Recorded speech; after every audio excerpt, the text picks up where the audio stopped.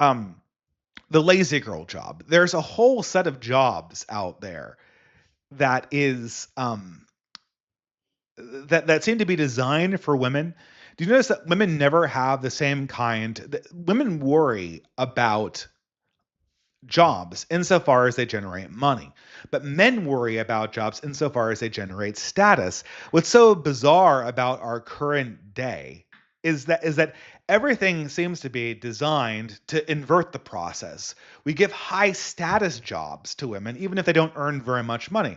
So typical is like the lazy girl job. Everyone knows this from TikTok, which is apparently about to be banned. Or maybe. I don't know if I necessarily believe that yet, but like the TikTok lazy girl. This is my job at corporate thing. I get in at 8 o'clock. I have a samosa. I send an email. I have a samosa. I send an email. Then we have a lunch. Then we have an all hands meeting. Then I go to the bar. Then we have a team builder. Then I go to the bar and have a samosa. That's my day. It's like, send 3 emails, go to a meeting, and attend and have a team building exercise. Like that's the job, right? Classic email, like lazy girl job. Like these jobs exist, and they're almost all occupied by women. They're almost all occupied by women because they're manufactured for PR purposes. This is incredibly obvious if you've worked in engineering. No, I'm sorry. I go on digressions, but that's why you're watching. You're watching me. You're watching this show to have me go on digressions about things. And I have one job in particular that I can witness hand on Bible to see how this job has changed. It's not a job that has a very fancy. It's 2 letters, PM, PM. The job called PM, one of the most central jobs that I've had in my career, engineering, from factories to code management to working in architecture. PMs. They're in the military. They're in Silicon Valley. They're in the steel factories, right? And what is a PM? PM's a project manager. Project manager. Let's see how this job changed over the course of my time as an engineer. When I started, I'm not going to name the company, but I had lots of jobs, but one of the first ones where I really remember my PM, because usually as a junior engineer, you work under a PM, under a project manager.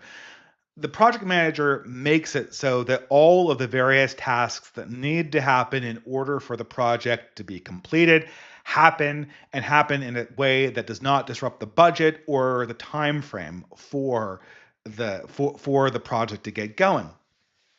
The first PM I knew we worked in a fab, a clean room, so manufacturing for semiconductors.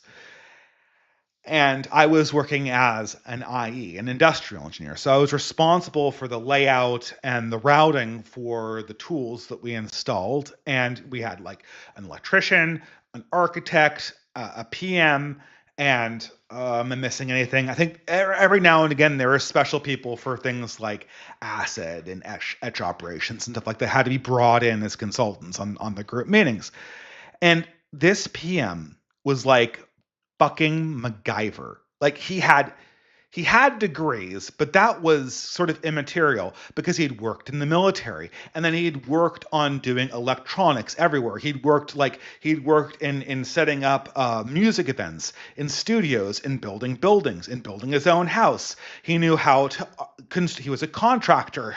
He did construction on the side. He knew how to weld. He knew how to install piping. He knew how to do electronics. He also knew electronic engineering. He also knew computer engineering. He also knew mechanical engineering. He also knew industrial engineering. I didn't know anything this guy did. This guy was just there to make, like, I was basically there to pick up on his slack. Like, he could have done my job easily.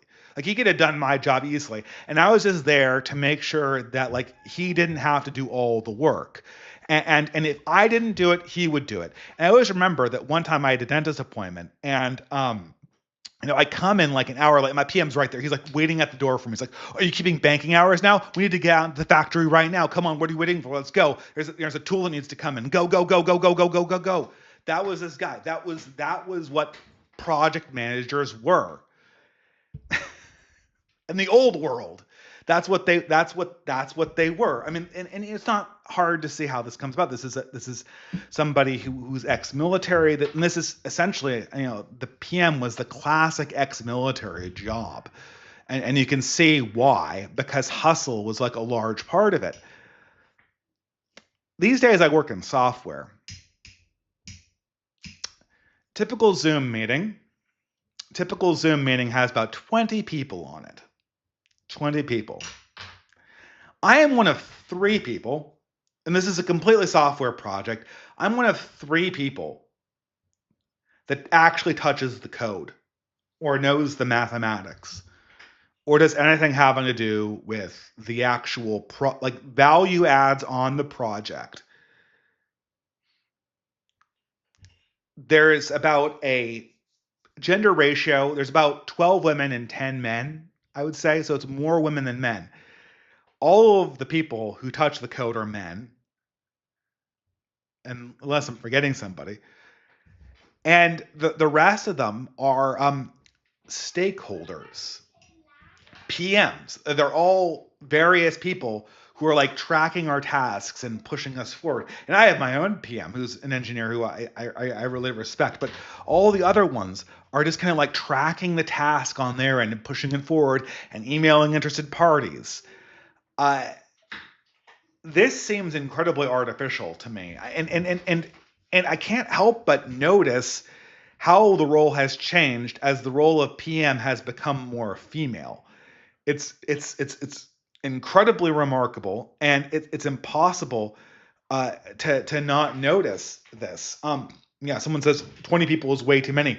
Yeah, but it's not 20 people, Iron Duke. It's the same number of people who are doing value adds. It's 5 people who are doing the work, and then it's a bunch of stakeholders that are tracking it. These sort of female jobs inside the corporate apparatus feel very artificial to me.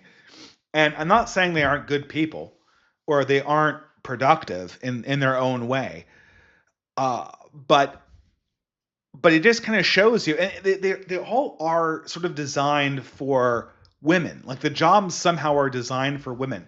And so you have this bizarre thing where you have the typical kind of like email girl job that it doesn't earn much money, but what it does do more than anything else is it puts you in a position where it feels like you're responsible for things. Like you have people who are under you. You have status.